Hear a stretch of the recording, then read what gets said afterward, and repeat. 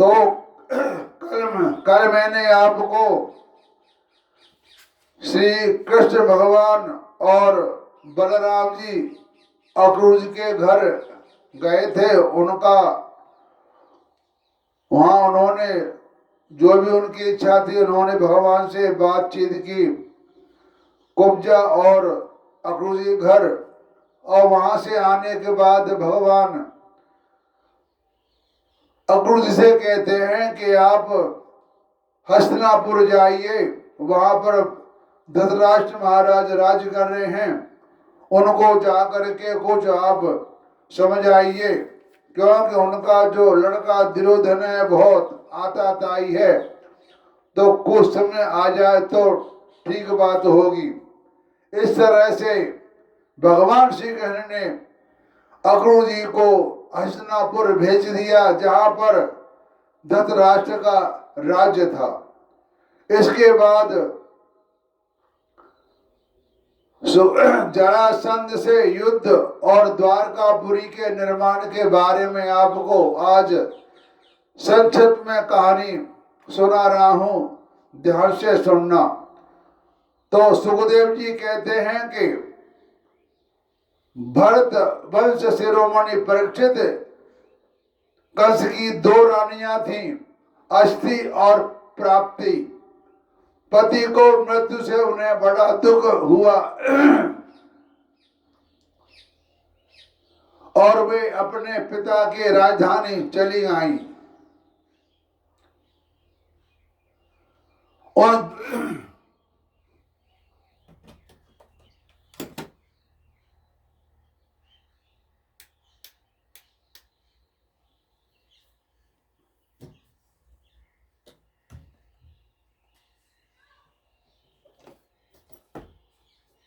तो भरत वंश शिरोमणि परीक्षित कंस की दो पत्नियां थी, अस्थि और प्राप्ति। पति की मृत्यु से उन्हें बड़ा दुख हुआ और वे अपने पिता की राजधानी चली गईं। जब भगवान श्री कृष्ण ने कंस का मार दिया, यानी उसको अपने धाम में पहुंचा दिया, उसके बाद उन दोनों के पिता थे मगधा राज जरासंध, तो वो दोनों अस्थि और प्राप्ति अपने पिता के घर पहुंच गई। उन्होंने बड़े दुख के साथ अपने विधवा होने के कारणों का वर्णन किया और फिर यह अप्रिय समाचार सुनकर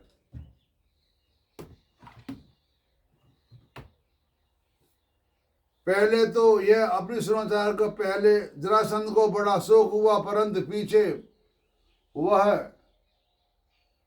क्रोध से तिरमिला उठा।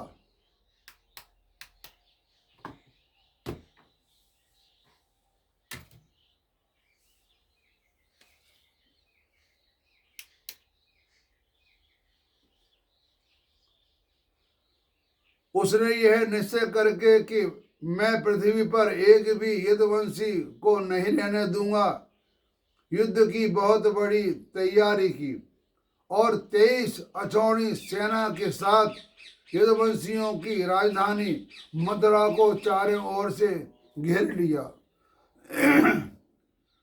भगवान श्री कृष्ण ने देखा कि जरासंध की सेना क्या है, उमड़ता हुआ समुद्र। उन्होंने यह भी देखा कि उसके चारों ओर से हमारी राजधानी घेर ली है और हमारे स्वजन तथा पुरवासी भयभीत हो रहे हैं। तो भगवान श्री कृष्ण पृथ्वी का भार उतारने के लिए मनुष्य का वेश धारण किए हुए हैं। अब उन्होंने विचार किया कि मेरे अवतार का क्या प्रयोजन है और इस समय इस स्थान पर मुझे क्या करना चाहिए। तो उन्होंने सोचा कि यह बड़ा आश्चर्य हुआ कि मगधराज जरासंध ने अपने अधीनस्थ नरपतियों की पैदल, घुड़सवार, रथी और हाथियों से युक्त कई अछौड़ी सेना इकट्ठी कर ली। यह सब तो पृथ्वी का बाहर ही जुटकर मेरे पास आ पहुंचा। तो मैं इसका नाश करूंगा। परंतु अभी मगधराज जरासंध को नहीं मानना चाहिए, क्योंकि वह जीवित रहेगा तो फिर से असुरों की बहुत सी सेना इकट्ठी कर लाएगा, और मेरे अवतार का यही प्रयोजन है कि मैं पृथ्वी का बोझ हल्का कर दूं, साधु सज्जनों की रक्षा करूं और दुष्ट दुजनों का संहार, समय समय पर धर्म रक्षा के लिए और बहुत बड़े अधर्म को रोकने के लिए मैं और भी अनेकों शरीर ग्रहण करता हूं। तो परीक्षित, भगवान श्री कृष्ण इस प्रकार विचार कर रहे थे कि आकाश से सूर्य के समान चमकते हुए दो रथ आ पहुंचे। उनमें युद्ध की सारी सामग्रियां सुसज्जित थीं और दो सारथी उन्हें हाँक रहे थे। इस समय भगवान के दिव्य और सनातन आयुध भी अपने आप वहां आकर उपस्थित हो गए। उन्हें देखकर भगवान श्री कृष्ण ने अपने बड़े भाई बलराम से कहा कि भाई जी, आप बड़े शक्तिशाली हैं। इस समय जो युद्धवंशी आपको ही अपना स्वामी और रक्षक मानते हैं, जो आपके ही सनात हैं, उन पर बहुत बड़ी विपत्ति आ पड़ी है। देखिए, ये आपका रथ है और आपके प्यारे आयुध हल मूसर भी आ पहुंचे हैं। अब आप इस रथ पर सवार होकर शत्रु सेना का संहार कीजिए और अपने स्वजनों को इस विपरीत बचाइए। तो भगवान साधुओं का कल्याण करने के लिए हम दोनों ने अवतार ग्रहण किया है। अतः अब आप यह 23 अक्षौणी सेना तो पृथ्वी का भार उतारेंगे। भगवान श्री कृष्ण और बलराम जी ने यह सलाह करके कवच धारण किए और रथ पर सवार होकर वे मथुरा से निकले। उस समय दोनों भाई अपने अपने आयुध लिए हुए थे और छोटी सी सेना उनके साथ चल रही थी। श्री कृष्ण का रथ हाँक रहा था दारुक, और पुरी से बाहर निकलकर उन्होंने अपना 5 जन शंख बजाया। उनके शंख की भयंकर ध्वनि सुनकर शत्रुपक्ष की सेना के वीरों का हृदय डर के मारे थर्रा उठा।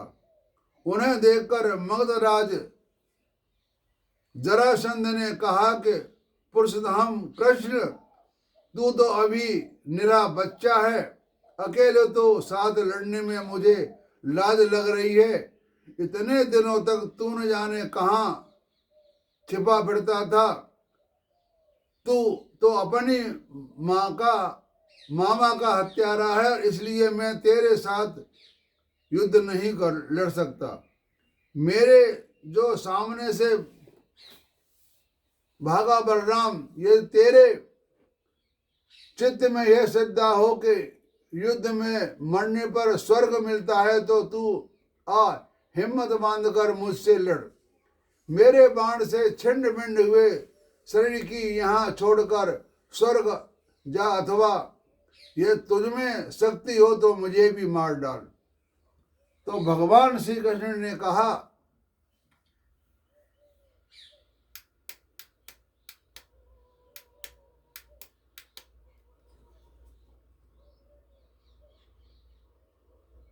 कि मगधराज, जो सूरवीर होते हैं वे तुम्हारी तरह डींग नहीं हाँकते, वे तो अपना बल पौरुष ही दिखलाते हैं। देखो, अब तुम्हारी मृत्यु तुम्हारे सिर पर नाच रही है। तुम वैसे ही अब तक बकवास कर रहे हो जैसे मरने के समय कोई सन्निपात का रोगी करे। मैं तुम्हारी बात पर ध्यान नहीं देता। सुखदेव जी कहते हैं कि परीक्षित, जैसे वायु बादलों से सूर्य की ओर धुएं से आग के ढक लेती है, किंतु वास्तव में ढकते नहीं, उनका प्रकाश फिर फैलता ही है। वैसे ही मगधराज जरासंध ने भगवान श्री कृष्ण और बलराम के सामने आकर अपनी बहुत बड़ी बलवान और अपार सेना के द्वारा उन्हें चारों ओर से घेर लिया। यहाँ तक कि उनकी सेना पर रथ, ध्वज, घोड़ी और सारथियों का दीवाना दिखना भी बंद हो गया। मथुरापुरी की स्त्रियां अपने महल की अटारियों, छज्जों और फाटकों पर चढ़कर युद्ध का कौतुक देख रही थी। जब उन्होंने देखा कि युद्ध भूमि में भगवान श्री कृष्ण की गरुड़ चिन्ह से चिन्हित और बलराम जी की तल चिन्ह से चिन्हित ध्वजा वाले रथ नहीं दिख रहे, तब वे शोक के आवेग से मूर्छित हो गई। जब भगवान श्री कृष्ण ने देखा कि शत्रु सेना के वीर हमारे सेना पर इस प्रकार बाणों का वर्षा कर रहे हैं, तो मानो बादल पानी की अनगिनत बूंदें बरस रही हों। वे हमारी सेना उसके अलग पीड़ित व्यथित हो रही हैं। तब उन्होंने अपने देवता और असुर दोनों से सम्मानित सारंग धनुष का टंकार किया।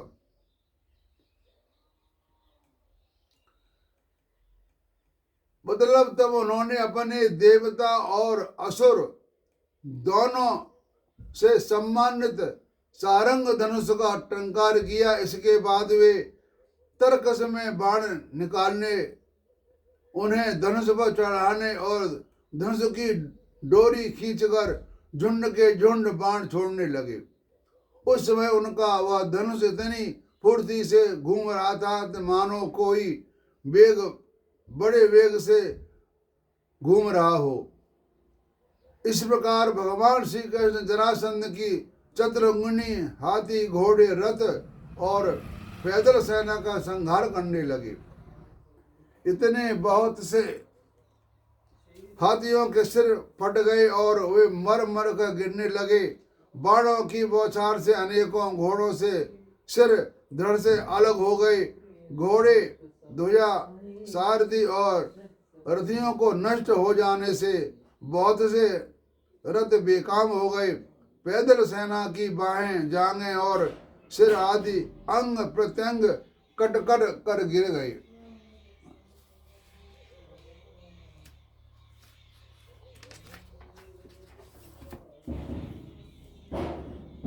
उस युद्ध में अपार तेजस्वी भगवान बलराम जी ने अपने मूसल की चोट से बहुत से मतवाले शत्रुओं को मार मार कर उनके अंग प्रत्यंग निकले हुए खून की सैकड़ों नदियां बह रही थी।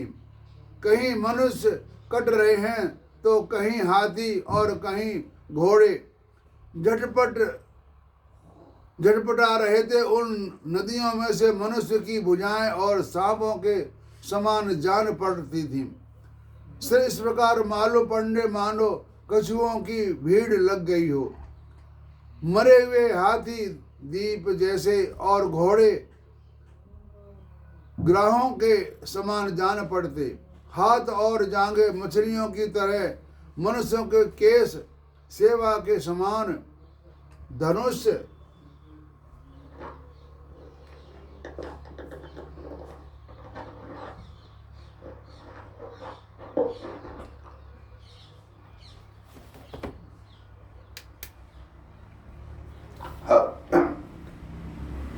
तो बहुमूल्य मणियां थी। उन नदियों को देखकर कायर पुरुष डर रहे थे और वीरों का आपस में खूब उत्साह बढ़ रहा था। तो परीक्षित जरासंध की वह सेना समुद्र के समान दुर्गम, भयावह और बड़ी कठिनाई से जीतने योग्य थी। परंतु भगवान श्री कृष्ण और बलराम जी ने थोड़े ही समय में उसे नष्ट कर डाला। और वे सारे जगत के स्वामी हैं, उनके लिए एक सेना का नाश कर लेना केवल खिलवाड़ ही है। परीक्षित, भगवान के गुण अनंत हैं। वे खेल खेल में ही तीनों लोकों की उत्पत्ति, स्थिति और संहार करते हैं, और उनके लिए यह कोई बड़ी बात नहीं कि वे शत्रुओं के सेना का इस प्रकार बातें सत्यानाश कर दें। तथापि जब वे मनुष्य का वेश धारण करके मनुष्य की लीला करते हैं तब उसकी भी वर्णन किया जाता है। इस प्रकार जरासंध की सारी सेना मारी गई, रथ भी टूट गया, शरीर में केवल प्राण बाकी रहे। तब भगवान बलराम जी ने जैसे एक सिंह दूसरे सिंह को पकड़ लेता है, वैसे ही बलपूर्वक महाबली जरासंध को पकड़ लिया। जरासंध ने पहले बहुत सी विपक्षी नरपतियों का वध किया था, परंतु आज उसे बलराम जी बरुणी की फांसी और मनुष्य के फंदे से बांध रहे थे। भगवान श्री कृष्ण ने यह सोचकर कि यह छोड़ दिया जाएगा तो और भी सेना इकट्ठी करके लाएगा, तब हम सहज ही पृथ्वी का भार उतार सकेंगे। बलराम जी को रोक दिया।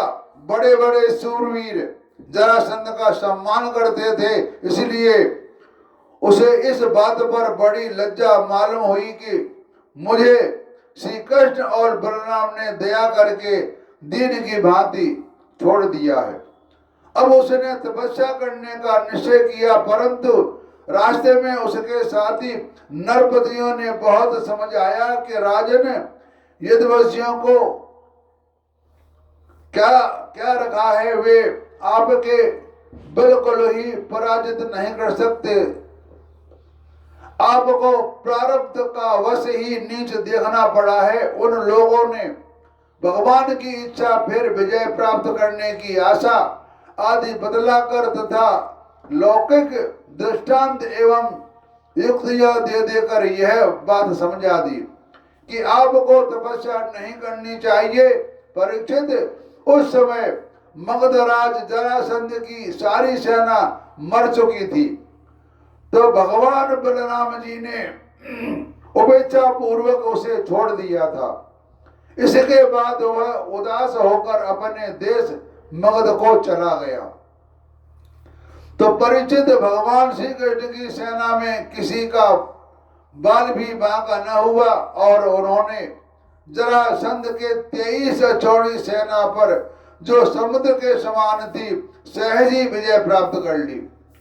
उस समय बड़े बड़े देवता उन पर नंद वन के पुष्पों की वर्षा की और उसके इस महान कार्य का अनुमोदन किया, प्रशंसा कर रहे थे। जरासंध की सेना के पराजय से मथुरावासी भयभीत हो गए थे और भगवान श्री कृष्ण की विजय से उनका हृदय आनंद से भर रहा था। भगवान श्री कृष्ण आकर उनमें मिल गए। सूत, मगध और बंदीजन उनके विजयी गीत गा रहे थे। जिस समय भगवान श्री कृष्ण ने नगर में प्रवेश किया, उस समय वहां शंख, नगारे, भेरी, तुरही, वीणा, बांसुरी और मृदंग आदि बाजे बजने लगे थे।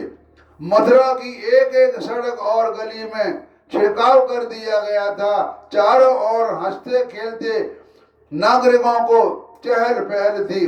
सारा नगर छोटी छोटी झंडियां और बड़ी बड़ी विजय पताकाओं से सजा दिया गया था। परिचित, इस प्रकार सहज 17 बार 23 अछोड़ी सेना इकट्ठी करके मगधराज जरासंध ने भगवान श्री कृष्ण के द्वारा सुरक्षित यदुवंशियों से युद्ध किया। यानी कहने का मतलब यह है कि भगवान श्री कृष्ण की 17 बार युद्ध हुआ था और एक युद्ध में 23 छोटी सेना इकट्ठी करके उनको मार दिया गया था। जब सारी सेना समाप्त हो गई तो जरासंध युद्ध छोड़ करके अपने देश को चला गया। जिस समय 18वां संग्राम छिड़ने वाला था, उसी समय नारद जी का भेजा हुआ वीर कालेवन दिखाई पड़ा। युद्ध में काले वन के सामने खड़ा होने वाला और संसार में दूसरा कोई न था। उसने जब यह सुना कि यदुवंशी हमारे ही जैसे बलवान हैं और हमारा सामना कर सकते हैं, तब 3 करोड़ मलेच्छों से सेना लेकर उसने मथुरा को घेर लिया। बस जिस समय 18वें युद्ध की तैयारी हो रही थी, उस समय नारद जी का भेजा हुआ वीर काले वन दिखाई दिया। वह युद्ध के सामने अपनी सेना को लेकर के आ गया। काले वन की यह असमय चढ़ाई देखकर भगवान श्री कृष्ण ने बलराम जी के साथ मिलकर विचार किया, इस समय तो यदुवंशियों पर जरासंध और काले वन ये दो विपत्तियां एक साथ ही मंडरा रही हैं। आज इस परम बलशाली यवन ने हमें आकर घेर लिया है और जरासंध भी आज कल या परसों में आ ही जाएगा। यदि हम दोनों भाई इसके साथ लड़ने में लग गए और उसी समय जरासंध भी आ पहुंचा, तो वह हमारे बंधुओं को मार डालेगा या कैद करके अपने नगर में ले जाएगा, क्योंकि वह बहुत बलवान है।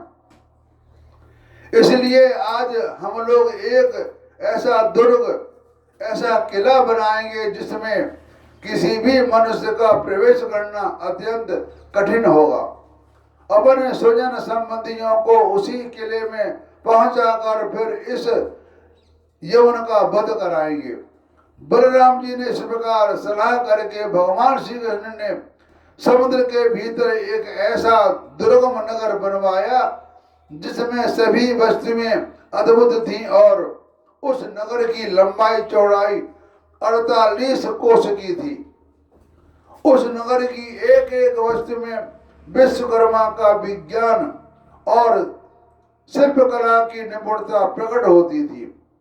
उसने वास्तुशास्त्र के अनुसार बड़ी बड़ी सड़कों और चौराहों और गलियों का यथास्थान ठीक ठीक विभाजन किया गया था।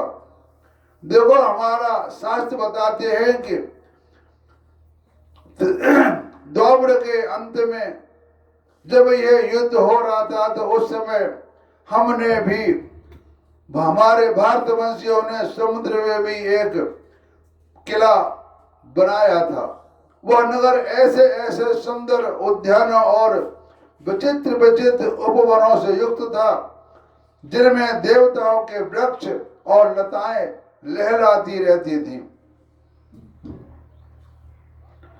उनके शिखर रत्नों के थे, गच पन्ने की बनी हुई बहुत भली मालूम होती थी। तो परीक्षित, उस समय देवराज इंद्र ने भगवान श्री कृष्ण के लिए पारिजात वृक्ष, जिसे कल्प वृक्ष कहते हैं, और सुधर्मा सभा को भेज दिया। वहां सभा ऐसी दिव्य थी कि उसमें बैठे हुए मनुष्य को भूख प्यास आदि मर्त्य लोक के धर्म नहीं छू पाते थे, यानी उनको वहां पर भूख प्यास कुछ नहीं लगती थी।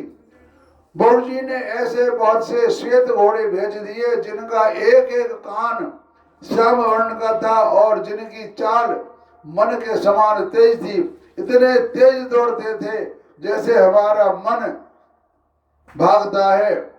हम कहीं भी बैठे हों, हमने कोई जगह देखी हुई है, चाहे वो अमेरिका हो चाहे यूरोप हो, और हम यहाँ वहाँ पर ध्यान करेंगे तो हमारा मन वहाँ पर पहुंच जाएगा।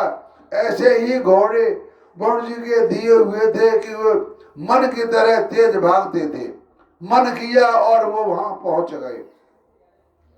तो परिचय जब लोकपालों ने भगवान श्री कृष्ण ने ही उनके अधिकारी निर्वाह के लिए शक्तियां तथा सिद्धियां दी, जब भगवान श्री कृष्ण पृथ्वी पर अवतीर्ण होकर लीला करने लगे, तब सभी सिद्धियां उन्होंने भगवान के चरणों में समर्पित कर दी।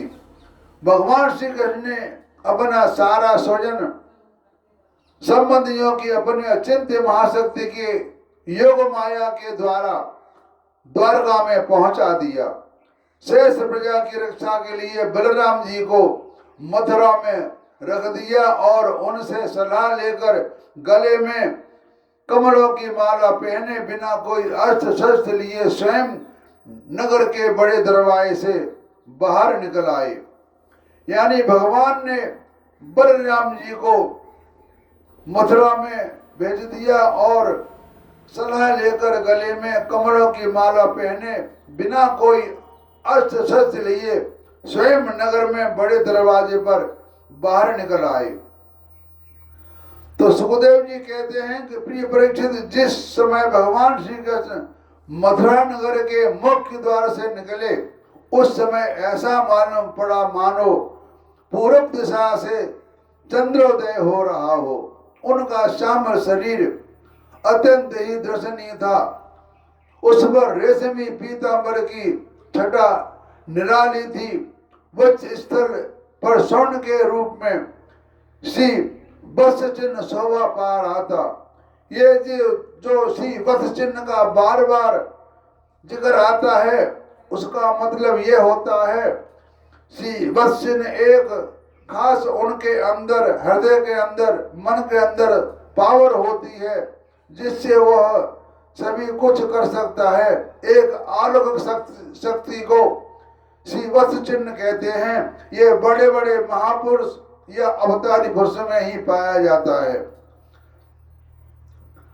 हाल के खिले हुए कमल के समान कोमल और रत्नारे नेत्र थे। मुख कमल पर आनंद खिल रहा था। कपोलों की छटा निराली थी। मंद मंद मुस्कान देखने वालों का मन चुराए लेती थी। कानों में मकराकृत कुंडल झिलमिला रहे थे। उनको देखकर कालेवन ने निश्चय किया कि यह पुरुष वासुदेव है, क्योंकि नारद जी ने जो जो लक्षण बतलाए थे, वत्स स्थल पर श्री वत्स का चिन्ह, चार भुजाएं, कमल के से नेत्र, गले में वरमाला और सुंदरता की सीमा, ये सब इसमें मिल रहे हैं, इसलिए यह कोई दूसरा नहीं हो सकता। इस समय यह बिना किसी अस्त्र शस्त्र के पैदल ही इस ओर चला आ रहा है, इसलिए मैं भी इसके साथ बिना अस्त्र शस्त्र के ही लड़ूंगा। ऐसा निश्चय करके जब वह काले यवन भगवान श्री कृष्ण की ओर दौड़ा, तब वे दूसरी ओर मुंह करके रणभूमि से भाग चले और योगिन दुर्लभ प्रभु को पकड़ने के लिए कालेवन उनके पीछे पीछे दौड़ने लगा। रण छोड़ भगवान लीला करते हुए भाग रहे थे। काले यवन पग पग पर यही समझता था कि अब पकड़ा तब पकड़ा। इस प्रकार भगवान ने उसे बहुत दूर एक पहाड़ की गुफा में ले गए। कालेवन पीछे से बार बार आक्षेप करता है कि अरे भाई, तुम परम यशस्वी युद्धवंश में पैदा हुए हो, तुम्हारा इस प्रकार युद्ध छोड़कर भागना ठीक नहीं है। परंतु अभी उसने अशुभ शेष नहीं हुए थे, इसलिए वह भगवान को पाने में सामर्थ्य न हो सका। उसका आक्षेप करते रहने पर भी भगवान उस पर्वत की गुफा में घुस गए। उनके पीछे कालेवन भी घुसा। वहां उसने एक दूसरे ही मनुष्य को सोते हुए देखा। उसे देखकर कालेवन ने सोचा, देखो तो सही, ये मुझे इस प्रकार इतनी दूर ले आया और इस तरह मानो इसे कुछ पता ही न हो, साधु बाबा बनकर सो रहा है। यह सोचकर उस मुड़ ने उसे कसकर एक लात मारी। वह पुरुष वहां पड़ा और धीरे धीरे उसने अपनी आंखें खोली। इधर उधर देखने पर पास ही कालेवन खड़ा हुआ दिखाई दिया। परीक्षित, जब वह पुरुष इस प्रकार ठोकर मारकर जगाए जाने से कुछ रुष्ट हो गया था, उसकी दृष्टि पड़ते ही कालेवन के शरीर में आग पैदा हो गई और वह क्षण भर में जल करके राख का ढेर हो गया। तो राजा परीक्षित ने पूछा कि भगवान, जिसके दृष्टि पात मात्र से काले वन जलकर भस्म हो गया, वह पुरुष कौन था, किस वंश का था, उसमें कैसी शक्ति थी और वह किसका पुत्र था? अब कृपा करके यह भी बतलाइए कि यह पर्वत की गुफा में जाकर क्यों सो रहा था। तो सुखदेव जी कहते हैं कि परीक्षित, वे इक्ष्वाकु वंशी महाराज मानधाता के पुत्र राजा मुचकुंद थे। वे ब्राह्मणों के परम भक्त, सत्य प्रतिज्ञ, संग्राम विजयी और महापुरुष थे। एक बार इंद्र आदि देवता असुरों से अत्यंत भयभीत हो गए थे। उन्होंने अपनी रक्षा के लिए राजा मुचकुंद से प्रार्थना की और उन्होंने बहुत दिनों तक उनकी रक्षा की। जब बहुत दिनों के बाद देवताओं को सेनापति के रूप में स्वामी कार्तिकेय मिल गए, तब उन लोगों ने राजा मुचकुंद से कहा कि राजन, अपने हम लोगों की रक्षा के लिए बहुत श्रम और कष्ट उठाया है, अब आप विश्राम कीजिए, क्योंकि हमको अब नए सेनापति स्वामी कार्तिकेय मिल गए हैं। तो वीर श्रोमणी अपने हमारी रक्षा के लिए मर्ष्य लोक का अपना अकटक राज्य छोड़ दिया और जीवन की अभिलाषाएं तथा भोगों का भी परित्याग कर दिया। अब आपके पुत्र, रानियां, बंधु बांधव और अमात्य मंत्री तथा आपके समय की प्रजा से कोई नहीं रहा। सब के सब काल के गाल में चले गए। काल समय बलवानों ने भी बलवान है, वह स्वयं परम समर्थ, अविनाशी और भगवत स्वरूप है। जैसे ग्वाले पशुओं को अपने बस में रखते हैं, वैसे ही वह खेल खेल में सारी प्रजा को अपने अधीन रखता है। राजन, आपका कल्याण हो, आपको जो इच्छा हो सो हमसे मांग लीजिए। हम केवल मोक्ष के अतिरिक्त आपको सब कुछ दे सकते हैं, क्योंकि केवल मोक्ष देने की सामर्थ्य तो केवल अविनाशी भगवान विष्णु में ही है। परम यशस्वी राजा मुचकुंद ने देवताओं के इस प्रकार कहने पर उनकी वंदना की और बहुत थके होने के कारण निद्रा का ही वर मांगा तथा उसके वर पाकर वे नींद से भरकर पर्वत की गुफा में जा सोए। उस समय देवताओं ने कह दिया था कि राजन, सोते समय यदि आपको कोई मूर्ख बीच में ही जगा देगा तो वह आपकी दृष्टि पड़ते ही उसी क्षण भस्म हो जाएगा। तो परीक्षित जब काले वन भस्म हो गया, तब यदुवंश शिरोमणि भगवान श्री कृष्ण ने परम बुद्धिमान राजा मुचकुंद को अपना दर्शन दिया। भगवान श्री कृष्ण का श्री विग्रह वर्षाकालीन मेघ के समान सांवला था। रेशमी पीतांबर धारण किए हुए थे। वत्स स्थल पर श्री वत्स और गले में कष्टमणि अपनी दिव्य ज्योति बिखर रहे थे। 4 भुजाएं थी।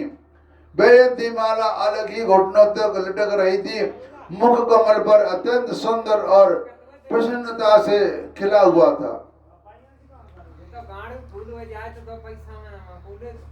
अत्यंत दर्शनीय तरुण अवस्था और मतवाले सिंह के समान निर्भीक चाल राजा मुचकुंद यद्यपि बड़े बुद्धिमान और धीर पुरुष थे, फिर भी भगवान की यह दिव्य ज्योतिर्मयी मूर्ति देखकर कुछ चकित हो गई।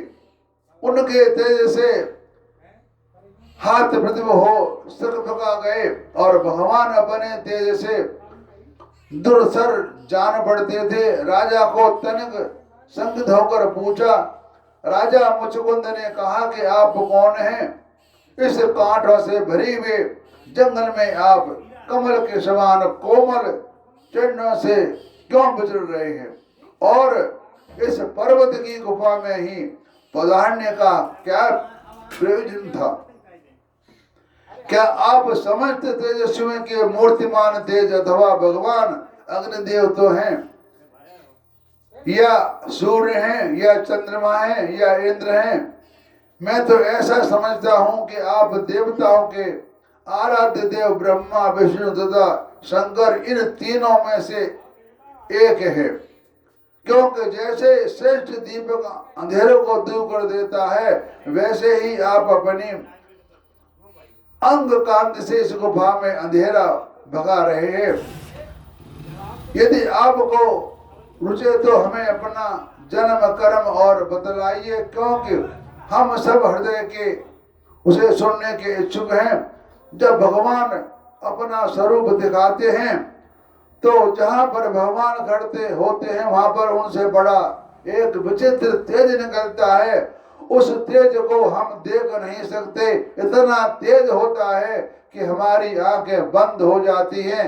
जैसे महाभारत युद्ध में अपना भगवान श्री कृष्ण ने दुर्योधन की सभा में अपना विराट रूप दिखाया था, उस समय सबकी आंखें मिच गई थी, सभी ने अपने आंखों के हाथ बंद कर लिए थे, लेकिन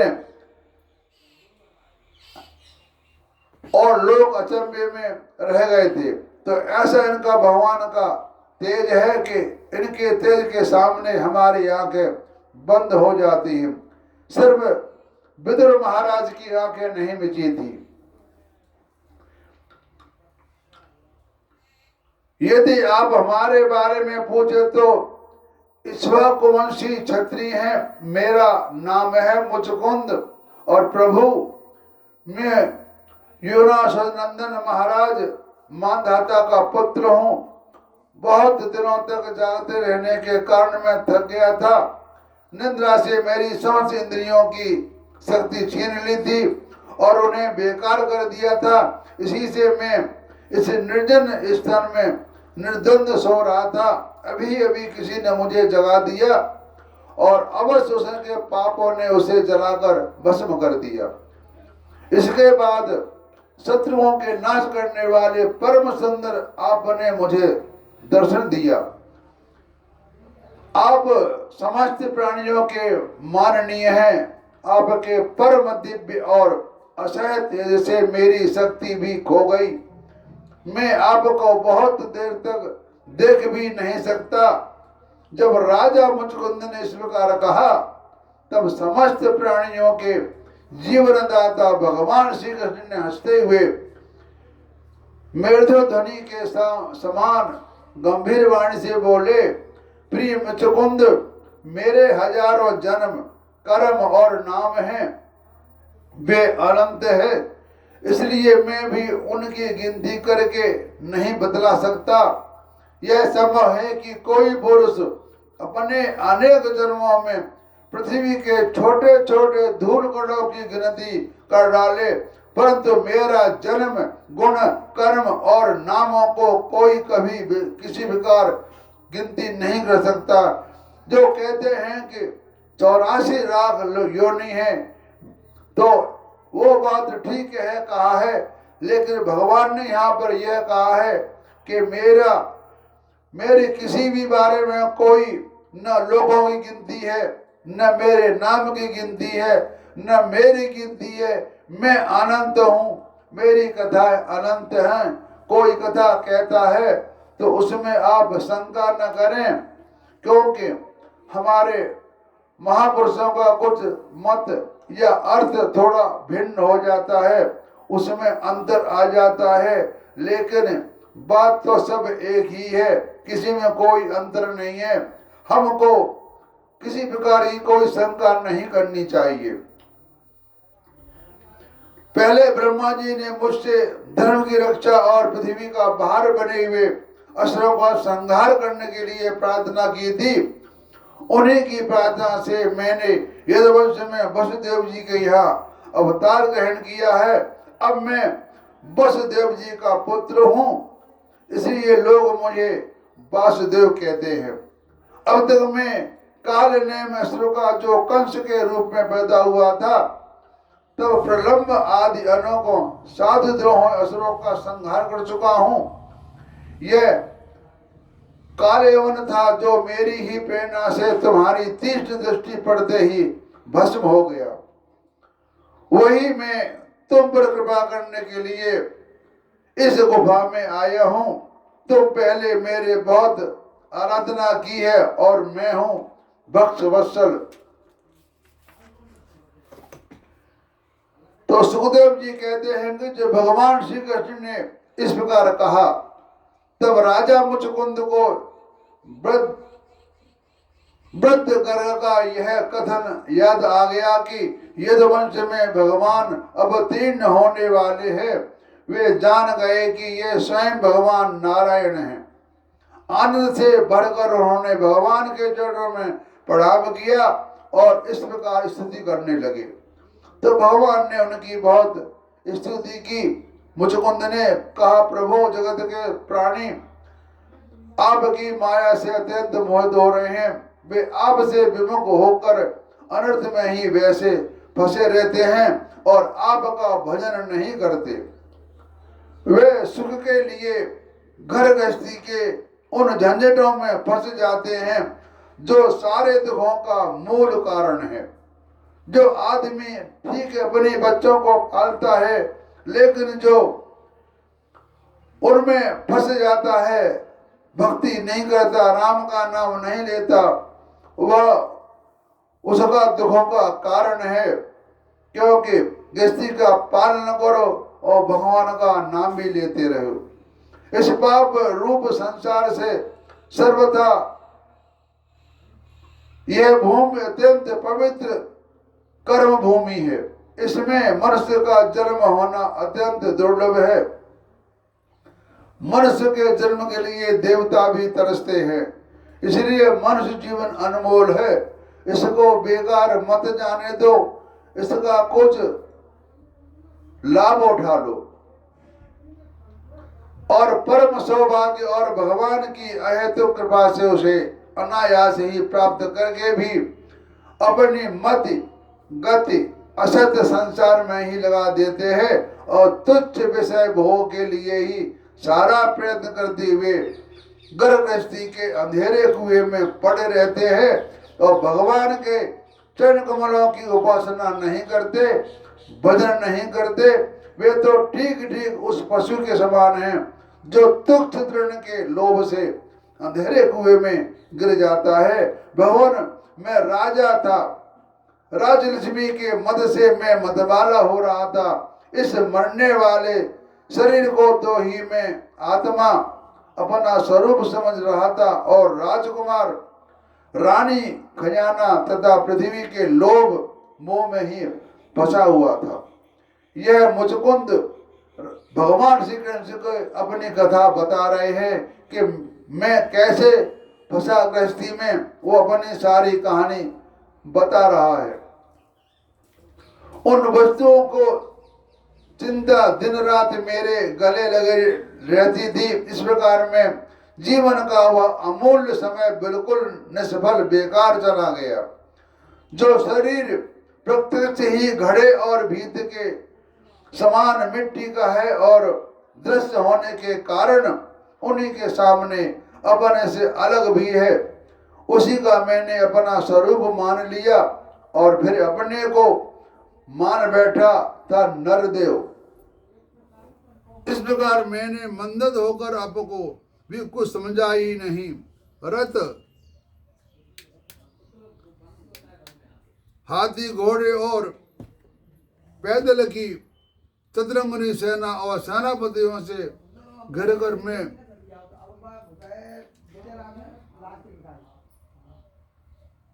घूमता रहा और मुझे क्या करना चाहिए, यह नहीं करना चाहिए, इस प्रकार विविध कर्तव्य और भगवत प्राप्ति से विमुख होकर प्रमत्त हो जाता है, असावधान हो जाता है। संसार में बांध रखने वाले विषयों के लिए उसकी ललास दिन दूनी रात चौगनी बढ़ती रहती है। परंतु जैसे भूख के कारण लपलपाता हुआ सांप असावधान चूहे को दबोच लेता है, वैसे ही बालक रूप से सदा सर्वदा सावधान रहने वाले आप एकाएक प्रमाद मत प्राणों पर टूट पड़ते हैं और उसे ले बीतते हैं। जो पहले सोने के रथों पर अथवा बड़े बड़े गजराजों पर चढ़कर चलता था और नरदेव कहलाता था, वही शरीर अपने आप को अबाध काल का ग्रास बनकर बाहर फेंक देना पर पक्षियों को बिस्टा धरती में गड़ देने पर सड़क कर कीड़ा और आग में जला देने से राख का ढेरों बन जाता था। तब जिसने श्री सारी दिशाओं का विजय प्राप्त कर रहे थे और जिससे लड़ने वाला संसार में कोई रहा नहीं, श्रेष्ठ सिंहासन बैठता है और बड़े बड़े नरपति जो पहले उसके समान थे, वे जिसके चरणों में सिर झुकाते थे, वह पुरुष जब विषय सुख भोगने के लिए जो घर गृहस्थी का एक विशेष वस्तु है स्त्रियों के पास जाता है, तब उनके हाथ का खिलौना उनका पालतू पशु बन जाता है। बहुत से लोग विषय भोग छोड़कर उन्हें राज्य आदि भोग मिलाने की इच्छा से ही दान पुण्य करते हैं और फिर जन्म लेकर सबसे बड़ा परम स्वतंत्र सम्राट हो ऐसी कामना रखकर तपस्या में भली भांति स्थित तो शुभ कर्म करते हुए है। इस प्रकार जिसकी तृष्णा बढ़ी हुई है वह कदापि सुखी नहीं हो सकता। अपने स्वरूप में एक रस स्थित रहने वाले भगवान जीव अनादिकाल से जन्म मृत्यु रूप संसार के चक्र में भटक रहा है। जब वह चक्र से छूटने का समय आता है तब उसे सत्संग प्राप्त होता है। यह निश्चय है कि जिस क्षण सत्संग प्राप्त होता है उसी क्षण संतों के आश्रय कार्य कारण रूप जगत के एकमात्र स्वामी आपके जीव की बुद्धि अत्यंत दृढ़ता से लग जाती है। भगवान मैं तो ऐसा समझता हूँ कि आपने मेरे ऊपर परम अनुग्रह की वर्षा की है, क्योंकि बिना किसी परिश्रम के अनायास ही मेरे राज्य का बंधन टूट गया। साधु स्वभाव के चक्रवर्ती राजा भी जब अपना राज्य छोड़कर एकांत में भजन साधन करने के लिए उद्देश्य से वन में जाना चाहते हैं, तब उसके ममता बंधन से मुक्त होने के लिए बड़े प्रेम से आपसे प्रार्थना किया करते हैं कि अंतर्यामी प्रभु, आपसे क्या छिपा है, मैं आपके चरणों की सेवा के अतिरिक्त और कोई भी वर नहीं सकता, क्योंकि जिनके पास कितनी प्रकार का संग्रह परिग्रह है अथाह है, जो उससे अभिमान से रहते हैं, वह लोग भी केवल उसके लिए प्रार्थना करते रहते हैं। भगवान भला बतलाइए तो सही, मोक्ष देने वाले आपकी आराधना के करके ऐसा कौन श्रेष्ठ पुरुष है जो अपने बांधने वाले सांसारिक विषयों में फंस जाए।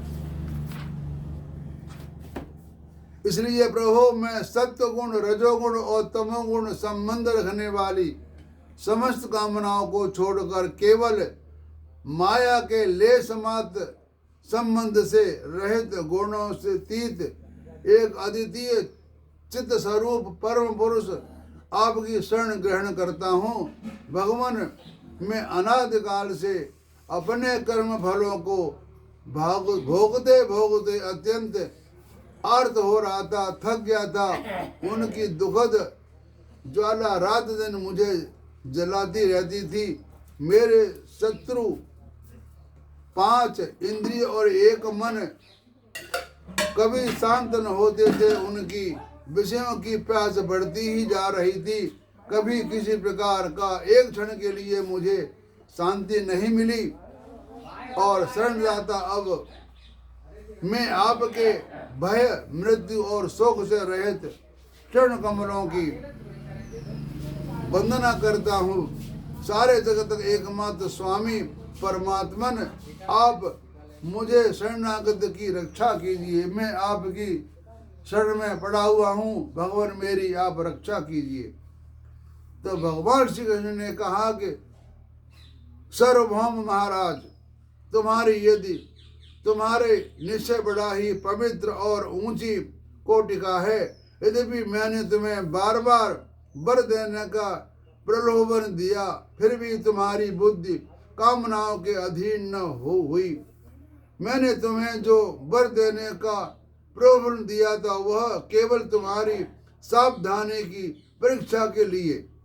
मेरे जो अनन्य भक्त होते हैं उनकी बुद्धि कभी कामनाओं से इधर उधर नहीं भटकती।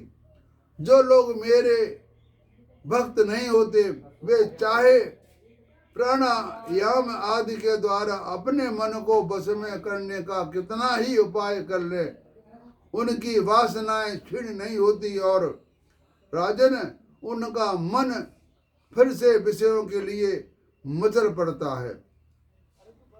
तुम अपने मन और मनोभाव को मुझे समर्पित कर दो, मुझ में लगा दो और फिर स्वच्छंद से पृथ्वी पर विचरण करो। मुझ में तुम्हारा विषय वासना शून्य निर्मल भक्ति सदा बनी रहेगी। मत तुम्हारा जो इच्छा है वह वासनाओं से शून्य है, तुम्हें किसी की इच्छा नहीं है। तुमने क्षत्रिय धर्म का आचरण करने वाले समय शिकार आदि के अवसरों पर बहुत से पशुओं का वध किया है। अब एकाग्रचित्त से मेरी उपासना करते हुए तपस्या के द्वारा इस पाप को धो डालो। राजन, अगले जन्म में तुम ब्राह्मण बनोगे और समस्त प्राणियों के सच्चे हितैषी परम श्रद्धेय होगे तथा फिर मुझ विशुद्ध विज्ञान में परमात्मा को प्राप्त करोगे। यानी ब्राह्मणों के जन्म लेना बहुत ही अच्छा काम होता है, क्योंकि भगवान भी ब्राह्मण को हमेशा नमन करते रहते हैं। अब अपनी मैं वाणी को विश्राम दे रहा हूँ। आगे कथा आगे और सुनाई जाएगी। तब तक के आप सबको मेरा नमस्कार और हरिओम तत्सत।